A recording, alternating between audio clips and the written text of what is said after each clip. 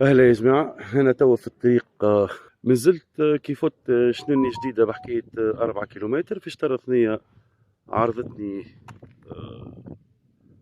الديار هذوما اللي في الجبل، ستيل كيما القصور. بلاصة فارغة ما فيها حد، كان أنا والعيلة هاكم تشوفوا فيهم غادي. وقفت الكرهبلوطة واني طايب شد الثنية ذي كلها نطلع. الحق حسب ما نشوف، لا فما طاير يطير لا فما ساير يسير، فارغة الدنيا. وهنا ما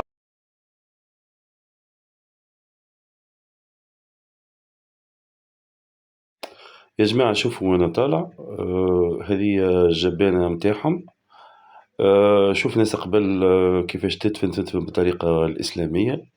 جوست شوية حجر حاصرين به القبر وشاهد فوق منه كاب. كيما تشوفوا معايا، يعني حبيت نزومي لكم تشوفوا الشاهد متاع القبر. نخلوهم تو مرتاحين ونواصلوا طريقنا باش نكتشفوا فين كانوا يسكنوا. لازمني نهبط من غادي ونطلع هاك حتى نخلط الديار غادي الفوق.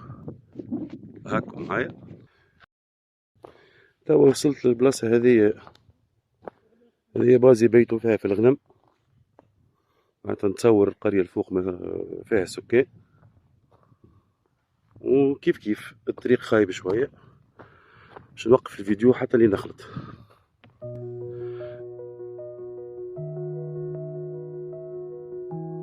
توا رجعت لكم. وصلت الفوق كيما قلت لكم، نفس الديار والمغاغر اللي في موجودة في الكسور. أو تشوف.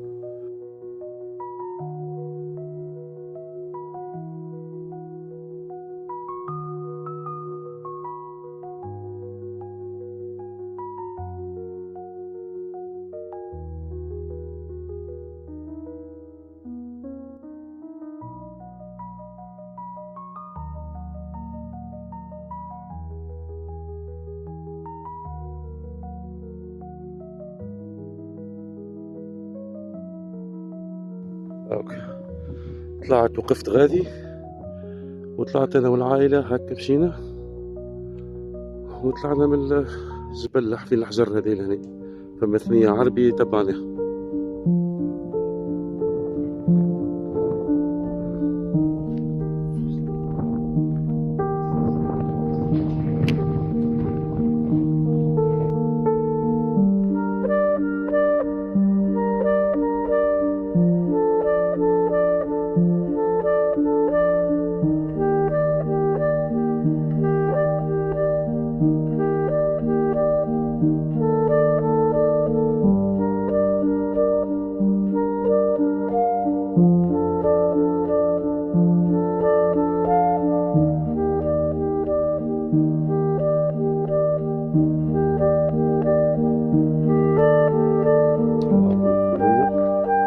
شوفوا شوفوا، بسم الله بسم الله.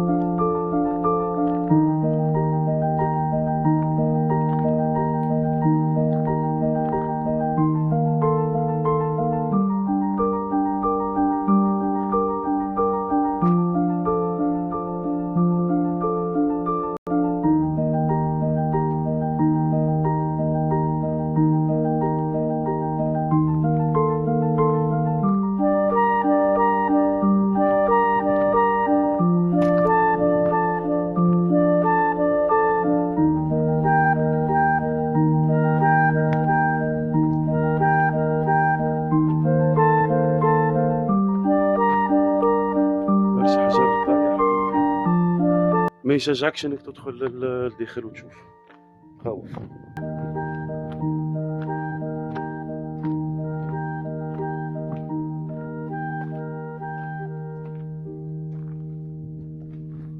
فما وحدات مازالوا يستغلوا فيهم العباد.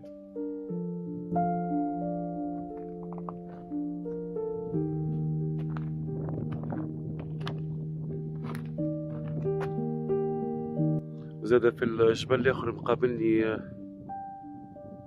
بريسك كيف كيف معمولين حتى في الجبل المغادي.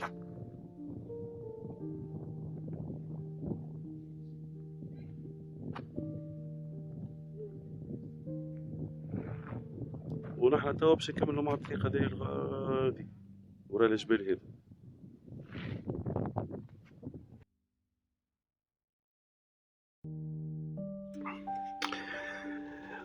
إذا وصلتوا لهنا ما تنساش تعمل اشتراك ولايك، وإذا عندك أي اقتراح بلاصة في تونس تحب نكتشفوها مع بعضنا اكتب لي في التعليقات نمشي نزوروها مع بعضنا إن شاء الله.